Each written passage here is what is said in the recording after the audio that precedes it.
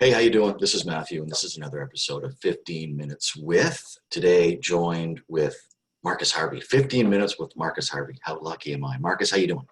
I'm doing fantastic, cuz. How you doing? I'm all right. Listen, we have never chatted like this. So there may be a lot of people who are watching this who are like, who's Markus Harvey? Where is he? So Cole's notes, if you can give us a little brief description of yourself, your family, and where you're located along the St. John River in beautiful New Brunswick, God's country, as you say. Absolutely. You're saying it for me. I'm in Majorville, New Brunswick. My mother is a Grant, so that's how we're related. And I actually looked it up in the book of Grant, just real quickly for people to understand how you and I are cousins. Back in the American Revolutionary War, there was a fellow by the name of John Grant. He was married, had 5 sons. He died at the end of the war, and the widow came up with the 5 sons, ended up in Fredericton or St. Anne, as it was back then, and Mhm. eventually settled in Woodstock. And you and I are from that. You or I are from that clan, so we're originally Americans. You and I from the state of New York. As for myself, I live here in God's country, Majorville, New Brunswick, Canada. I've got a wife, Bone, 3 sons, Chaz and Jai and Teus. I work here in the Fredericton area, and I'm, a political pundit and an online guy for some things, but mainly I'm just an idiot that flaps his gums too much. How's that? Does that crystallize me eloquently, or? Yes, yes, perfect, perfect. And people should know, as you enjoy your whiskey, that you're on your days off. This is day 4 of your vacation. I'm curious. I don't know of many people who are booking time off the first week of May. So I'm wondering, are you doing it because you like the springtime weather, or both, that you're getting the pool ready for the upcoming pool season? Why Well, May? usually it's a kind of a 2 or 3-fold answer. I work with a guy at my work, and he took last week off, and it just works out for days off. It's better for me to take the week after. That's one reason. The second reason is it's usually flood season here this time of year. Luckily this year there's no flood. We lucked out and just got COVID instead. So that's why I'm off as well. And the weather's not so good, so it's not for the springtime weather, but it's just more for time off and preparedness just in case there was a flood. So there is, so you're doing some tinkering around the house. I'm curious because I know you've had problems with snow blowers this past winter. I'm just wondering, have any inanimate objects been on the receiving end of any frustration so far? You had to bring up the snowblower, didn't you?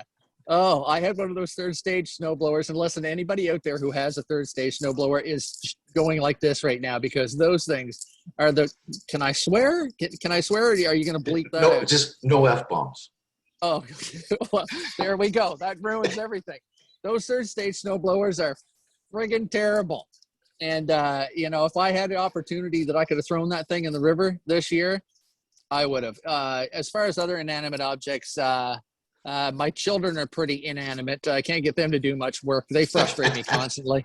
But aside from that, no, everything was working fine today. I had the 20-ton jack out and was leveling up the pool deck that I'm sitting on right now. I'm in the pool bar. Nice. You can't see much behind me.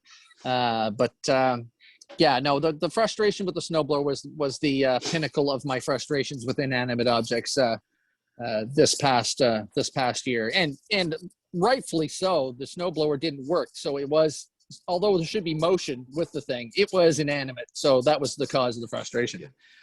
Your wife, how much freedom does your wife give you to be you, Markus Harvey? Because I've followed you on Facebook for a while. You've put up some pretty things that have made me, like, ribs are sore laughing. How much freedom is she giving you? It's funny because when we first started dating, 25, 20, 29, almost 30 years ago, we had dated for a while, and we used to have the 24-hour relay here in New Brunswick. It was put on by one of the breweries, and it was to raise money for, I don't even know what it raised money for, something. And we were at that, and I'd had a few jars, and she got upset with me about something. And we had just been dating for just a few months. And at that point, we had the talk, and I said, listen, this is what I am. I've been with this many women. I've done this for drugs. I blah, blah, blah, blah. I listed all the things. I said, that's not going to change. You can't turn back time and do all that. And I am the way I am. If you want to deal with it, let's move forward. If not, shut her down. Anyway, she's dealt with it for all these years. And the foolish stuff, she's pretty good head about it. The Christmas photos that we do, she's in on that. And some of the other stuff, she's learned to tune me out for a lot of the stuff and doesn't pay attention, but she does, occasionally when she's out and about, she's recognized as being attached to me and has had to make quite a few apologies. When somebody new comes into our house, especially the boys, if they've got a new girlfriend, she's like, okay, I'm going to apologize in advance for anything that comes out of his mouth. Don't take him seriously, and just roll with it because he is who he is. So pretty good latitude. She's a good woman. Awesome. I think I'll keep her. You come with a disclaimer when people come to the house. Oh yeah, the wife automatically. Like it's funny because the friends that are here and have been here quite a few times, she as soon as they come in, they get the refresher. She's like, you already know what I'm going to say, so you're good. New people, like I said, the boys when they bring new girlfriends in, it's I get a talking to as well, and the boys are they know as well. So it's interesting. Excellent. Years ago, you spent some time in Australia. How important is it to stay connected with those friends in Australia during the last year and a half? It has been very important, not only with the Australia folks, but I mean, started in '94. Been around the planet 2 times, completely around the Earth, and it is. In this time, it's been very interesting during COVID because I have kept in contact with the folks in Australia, Norway, Spain. My middle son, Jai Raver, his godparents are from Singapore, so I've been, contact with them as well. And of course, lots of friends in England, London, where my Harvey side originally came from. So the contacts has been important. It's been grounding.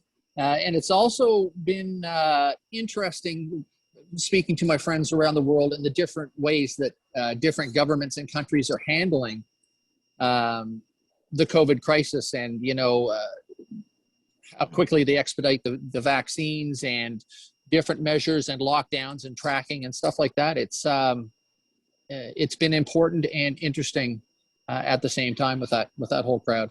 We're going to wrap things up here in just a couple of moments. I'm going to list 4 things, and if you can, put those in order of the most fun thing to do.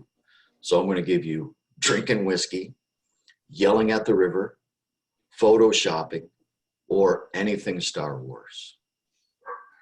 Well, I don't know about listing them as in order of fun things to do, but whiskey is definitely number one of the thing I do the most. Yelling at the river, I've taken kind of a 2 or 3 month hiatus with my little video show that I do with that. So that wouldn't be up there on the list. It'd probably be whiskey, photo shopping, and then Star Wars and yelling at the river would kind of be 2 things that would probably be tied. They're just interests of mine, but whiskey takes a lot of my time, and watching kids play sports and whatnot. But whiskey's number one, and the love of the love of my family, of course, is number one and paramount in my heart and my soul. But I sure do enjoy a delicious Brooklady 10-year-old Port Charlotte whiskey. Well, with that last drink of that whiskey, Cole's notes, give me the most memorable flood story at your residence. Well, without question, the most memorable flood story would be in the 2018 flood during the day that it was the highest of all time. I was laying in bed upstairs. All of Majorville had been evacuated. I think there might have been 8 people here in the whole village, which is probably, I don't know how long Majorville is, probably 15 kilometers along the St. John River. So there wasn't anybody around. My power had been shut off. I was upstairs laying in bed, and I awoke to a flashlight coming up my stairs, and I yelled out, hello. I did not knowing, who was in my house. Long story short, it was three meth heads who had stolen a canoe and paddled down. And my house was the first house they came to on their route. There wasn't any lights on, so they assumed it was empty. And so I was in my underwear, jumped out of bed, chased them out. They jumped in their canoe and made an exit, but I was able to get a photo of them. The cops caught them, lots of time in court, and they all went away for 2 years or less at that time. But that would be the most memorable flood story. And that one was, obviously it was national news for a 2 or 3 day cycle as well, because it was, they're pretty interested in the farmer stuck in the flood chasing meth heads out with his underwear on. Can I play the devil's advocate just for a minute with that story? Sure, absolutely. Like, these individuals obviously are under the influence of a drug that they're not themselves, okay? But they're in a situation where they have enough of it together that they feel it's okay to, break into someone's home. How do you feel? Were you, I don't know, maybe this is too personal, but I'm just wondering what were your feelings when it became a realization that you were pretty much responsible for the conviction of these individuals? Because if you hadn't got that ball rolling and the photo that led to the capture and arrest, how does that make you feel? I'm glad that I was able to do it. Because if I hadn't had got the photo, if I hadn't have been here, they would have just made their way down the river and broke into house after house after house after house. As far as the drug use goes, man, I'm a hard one. I'm a hard one to eat. That I understand the issues with meth here in New Brunswick. It is rampant. If you speak to any peace officers, RCMP or anything, they cannot keep ahead of it. It's cheap. It's easy to get. Once you're on it, you're hooked. And you'll steal anything that's not nailed down, and you are not of your right mind. But that being said, I mean, this was an instance where the leader of the group in the canoe was a local guy who didn't know me, but his mother and grandparents absolutely knew who I am. And you're taking advantage of your own community, regardless of the drug use or not. The other two guys, one was from Perth, the other guy was from Haynesville. I mean, yeah, you're on meth, but and then that's I say that, not aloof that they were on meth. That's the defense they used in court. I was on meth. And moving forward, now that we're 2-3 years past, those three guys, the local guy, I haven't heard anything lately about him, but the other two are still, they're just in the system constantly. And, the guy from Perth comes from an affluent family. He's got a brother and sister who are, university educated and fine. He just got in with the wrong crowd, but continues to be with the wrong crowd. And the guy from Haynesville is just a gong show. Like for him, I felt bad for him the most, because he was the one, he was one of those kids that was beat up, not brought up, you could tell.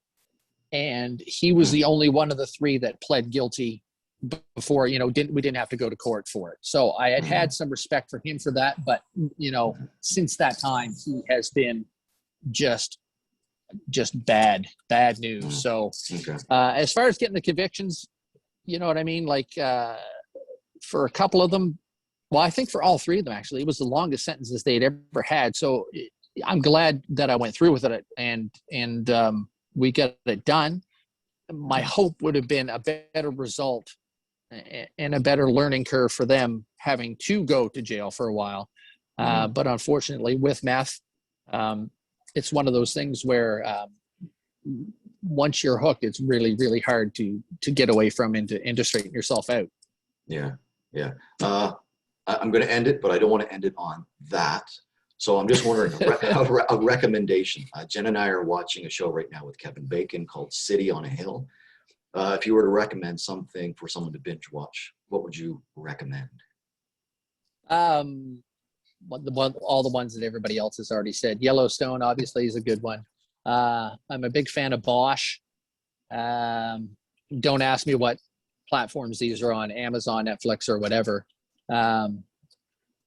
Recently, I mean, most recently, absolutely, Yellowstone's probably the number one in my house, and that's starting back up season 5 or season 6 in June. So if you haven't watched that one already, and the sleeper Bosch is really good as well. Lots of seasons, and that's ongoing as well. I mean, aside from your other usual ones that everybody else is watching.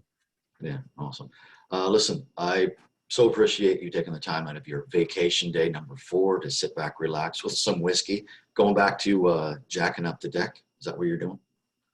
No, I'm done with that today. Actually, Oh.